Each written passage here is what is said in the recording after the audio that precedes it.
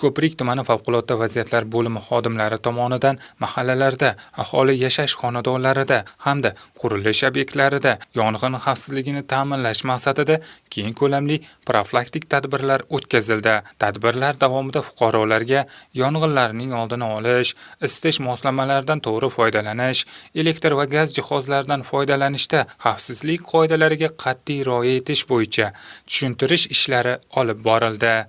Shuningdek, qurilish obyektlarida yong'in xavfsizligi qoidalariga amal qilinishi hamda mehnat muhofazasi holati o'rganilib, aniqlangan kamchiliklarni bartaraf etish yuzasidan tegishli tavsiyalar berildi. Profilaktik ishlar jarayonida yong'in xavfsizligi inshootlari, jumladan yer osti suv olgichlari va suv manbalari holati ham sinchkovlik bilan tekshirildi. Ularni yong'in sodir bo'lgan holatlarda foydalanishga tayyorligi nazoratdan o'tkazildi.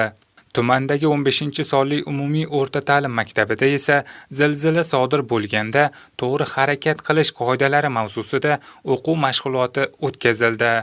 Mashg'ulot davomida o'quvchilarga yer silkinishi vaqtida o'zini qanday tutish, xavfsiz joyni to'g'ri tanlash, binodan evakuatsiya qilish tartibi hamda birinchi tibbiy yordam ko'rsatish usullari amaliy tarzda tushuntirib berildi. O'tkazilayotgan mazkur tadbirlar aholining xavfsizlik madaniyatini oshirish, mavjud infratuzilmalarni nazorat qilish, xususan yosh avlodda tabiiy ofatlar, zilzila vaqtida o'zini himoya qilish, sarosimaga tushmaslik va to'g'ri harakat qilish kabi maqsadlarga xizmat qiladi.